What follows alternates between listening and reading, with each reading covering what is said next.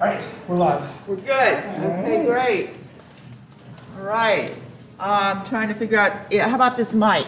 Yep, that microphone is the one to stand. Is this working? Can you see me on the camera from here, though? So I have got the camera. You Yes. want to adjust the camera a little bit? Are we good? Yep. All right. And then the Okay. people that are watching on YouTube are seeing what's on the screen. Yes. All So when right. we do the PowerPoint, what happens with, everything goes to the PowerPoint presentation? Yes. Okay. And they'll still be able to hear. So welcome, everybody, and thank you. Let me announce that we're getting ready to start. Okay, sounds good. All right. All right. Welcome, everybody, to our seminar, Martin Luther King Jr.'s World House in a Changing Climate. We are very fortunate today to have with us Helen Warren, who all of you know through UCG, and is also on our Racial Justice Committee. What you may not remember is that in December of 2019, Helen introduced and persuaded the Gainesville City Commission to pass the Climate Emergency Proclamation. And this was about, obviously, climate change and the effects that it would have on Gainesville and the rest of the community. Since then, she's continued to work on this issue with a group of local activists who are looking to mobilize Gainesville and the outer community and re-engage us in this issue and all the other issues that fall within it. As part of her work, one of the activists that she met was a woman named Sue Blythe, who has a passion for engaging others with storytelling and has created several games and plays for young people. And we'll be seeing a clip from her work a little bit later in this presentation. So after a year and a half of research and work, Helen and Sue have worked out some activities to take on the road. And we are proud to say that Gainesville is their first stop and UCG is their first stop. So thank you for joining us today. No further ado, Helen. Thank you very much. Well, good morning and thanks for being here today. A lot of what we're doing is focused around it being Martin Luther King holiday and celebrating the work that he has done. If we can go to the first slide, and just a slideshow.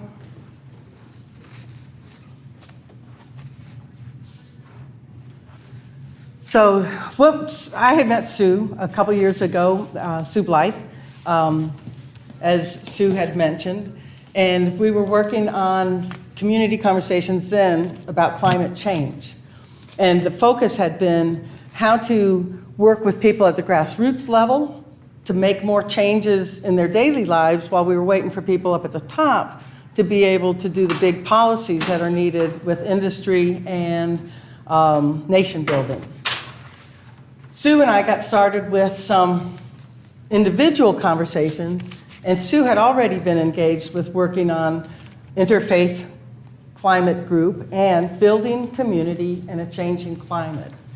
And I just really fell in love with that whole concept because when we talk about climate change, a lot of times people consider it to be just an element of your carbon footprint and what your energy production is providing. But there's also changing the climate of the discussion.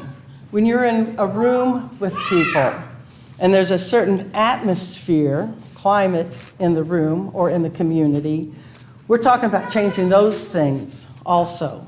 And that really comes back to the idea of where we are with celebrating Martin Luther King's legacy. So the World House is, if we go to the next slide also, this is the quote that Sue turned me on to that has brought us to this conversation. And it's very generic as far as things that we've heard about building peace forever, but if we have inherited a large house, a great world house in which we have to live together, black and white, Easterner and Westerner, Gentile and Jew, Catholic and Protestant, Muslim and Hindu, a family unduly separated in ideas, culture and interest, who, because we can never again live apart, must learn somehow to live with each other in peace. It's a timeless quote. as seen in the next one by Lao Tzu from many, many centuries back, very much of the same thought. If there is to be peace in the world, there must be peace in the nations. If there is to be peace in the nations, there must be peace in the cities. If there is to be peace in the cities, there must be peace between neighbors. And if there is peace between neighbors, there must be peace in the home. And if there is to be peace in the home, there must be peace in the heart. So as we go on with what was then and what is now, again, this community, this congregation has had so many wonderful conversations about social justice. As I was preparing for this, I found it was really interesting as I was trying to think about, okay, what changes have happened since the Civil Rights Act? So I was going to say, the changes of the Civil Rights Act that we often think of is 1963. But if we go to the next slide, the first Civil Rights Act was 1866. Defined citizenship and affirmed that all citizens are equally protected. But then, next, that wasn't the only one. There's about 10 different civil rights acts that have been put out by the federal government. This one was the first one since Reconstruction. And then the next slide is the one that we're most familiar with. And of course, the 5 classes of race, religion, color, sex, and national origin have come into place. Next. But what is next? What is missing? Did we get it right? Did we get it wrong? Or is this part of the evolution? And so that's where our discussion today is to talk about some of the things that are already here, that we know are in place in Gainesville. The next slide. To talk about how that also fits under climate change. Next slide. This one I couldn't switch when I was trying to modify it at the desk, but here's some of the things about the World House curriculum that could be a whole nother seminar, because there's a booklet of questions, but I feel like we as a community have already done a lot of these conversations. What would be next is if we could take these conversations out into the community with the social justice and the racial justice committee that we've had here. They've been reading the books. They've been having the conversation in-house. And one of the things that I have learned since I've joined the racial justice, just Thursday we were talking in our meeting, and Andy was there to point out that this congregation has 3 tests basically on whether an action is something to take on within the Church of United Church of Gainesville. One is simply if it's a one and done, writing letters to our political leaders. If it's something that's more systemic, that we want to have it going on for longer periods of time, and maybe it's something that's needed in the larger community, what Andy identifies is the importance to do it within our home community congregation first. And see if it works, see if it has value, see if the people of the UCG community approve of it and what they can do with it. And then if it works here in the congregation, then we take it out to the larger community. And so with racial justice that we've been having, and I'm sorry, if you could go back to that last slide, these are the questions that our community has been asking, but how would we get those out into another discussion with an interfaith discussion, such as what Sue Blythe has organized? So that's one of the things that we could do next. Have planning to talk about what would that look like to bring other church members, other congregations together of other faiths. And one of the big activities that is being encouraged in interfaith and community building, whether it's faith-based or intergenerational, is to have days of games. And that would be really a great activity to talk about as another seminar, another planning to have. And that we have people in this community that do a lot of planning of games between neighborhoods and communities. So the interfaith, the climate change, and racial justice, if you can look at this and you ask, how does sustainability and climate change relate to social justice and racial justice? The first 4 items on this chart in themselves are the big categories that we have in every culture is working on for social justice and to bring equity, for those who have the least, to help bring them up. And so those were the topics I wanted us to focus on today. If we look around the room, I put up some posters so that we could write up there, what are the things that are already available if you have somebody who needs help with health? Can we identify that? And maybe what we'll do here is just have somebody go to those points and write it as we call out the things. Because I think the next slide, that is what I've been saying. We're going to follow up with that. And the next slide from this, we'll talk about more what's next. So if we go back that slide, just kind of getting everybody here, because you guys are all involved in different discussions, different activities in the community. Where Sue is now, with good health, what are the things that are provided to people of low income, those that are in need of assistance, the health care that's available for them? I think about the roving medical buses that help the homeless people, like out at Grace Marketplace, Helping Hands with getting their services to individuals, elder options. But I'm going to be quiet and let others identify some of the things that they know about.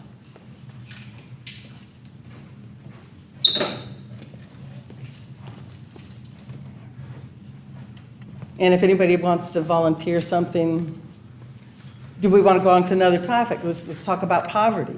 Well, Grace Marketplace, I've seen at least one doc and a number of docs out there, particularly helping out with the COVID situation. So I definitely have seen that. I guess I'll mention my husband, who is Rob Hatch at UF, and he's a doc, and he takes med students out to visit with the homeless. And so they go on basic rounds and they try to find out what those folks need and try to bring it to them. So those are some of the issues that I'm aware of. Anybody else aware of anything in the community that's happening to help in the area of health? Kitty? I know this maybe sounds strange, but I volunteer down at St. Francis Health Pet Care, and we help people with the health of their pets. And I know that the pets are very important to these people. And I just feel as though that's sort of an adjunct to this.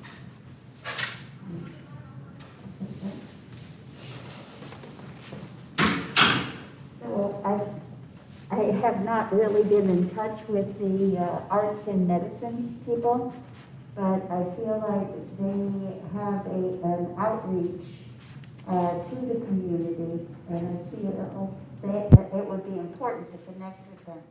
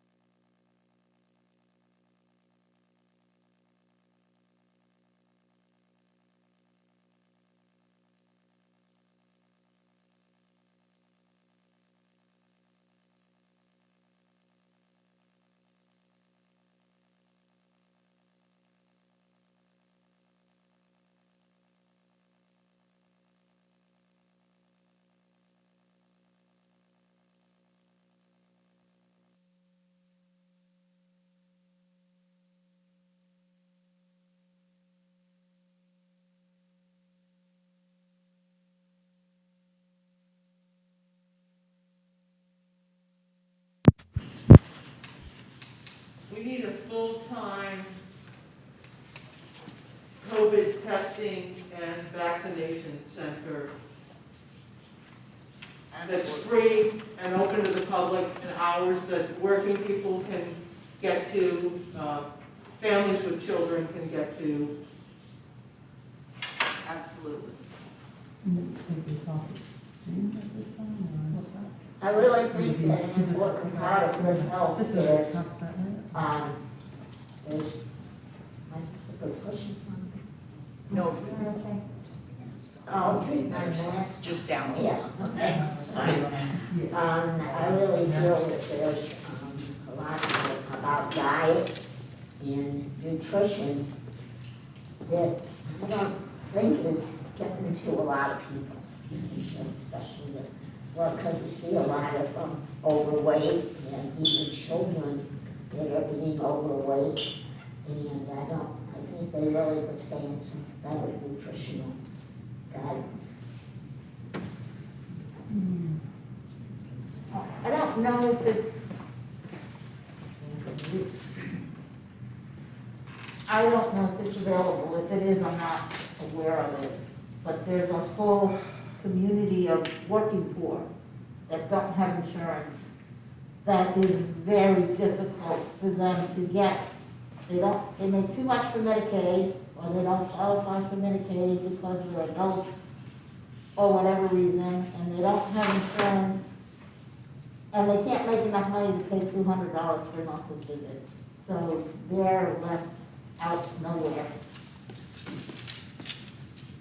Right, and what people don't realize is that oftentimes those folks will end up in the ER.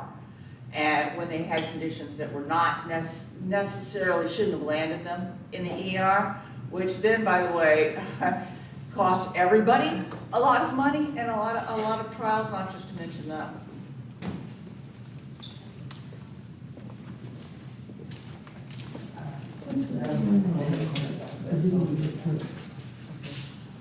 Are we still live? Yeah. Okay. Look at this.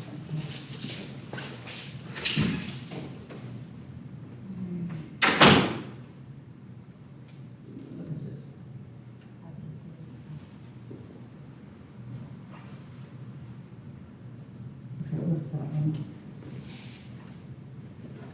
Is there another one? Yeah. Go to that one. Okay. Now, we don't want to play it, so just keep it on pause. Kristen, if you can, oh, We just ran to do something. okay. That'll come in with that, right? Okay. You want me to have play if you're ready? Yeah, because that'll be when I want to introduce Sue. So I apologize for this snafu when I was getting the materials together. There was one really important link that I wanted to have. But to continue the conversation about what is the social justice that we can bring forward in the community, we do have a schedule of some activities that will be happening on Zoom through the month of January 25th to March 1st.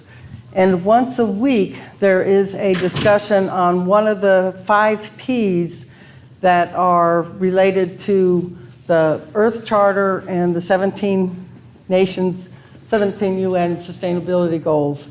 And I didn't get that slide into this presentation, but I did get this video that does a really good job of introducing the ongoing work that we're planning for interfaith and intergenerational discussions where we can have activities with kids doing skits and plays on the topic of climate change. So if we'll go ahead and hit play on that. One sec.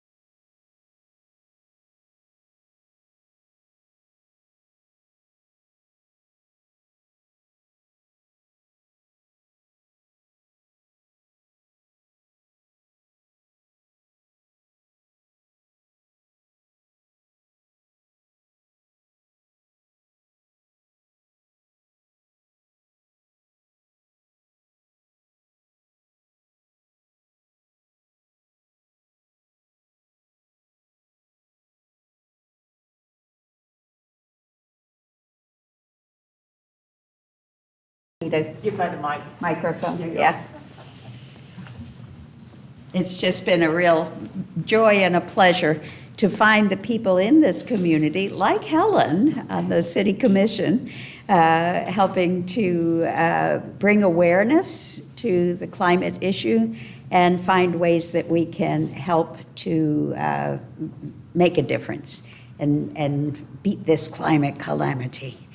And so I've been dreaming up this story for years, and it's coming to life as a musical play that we're putting together for March and April of this year.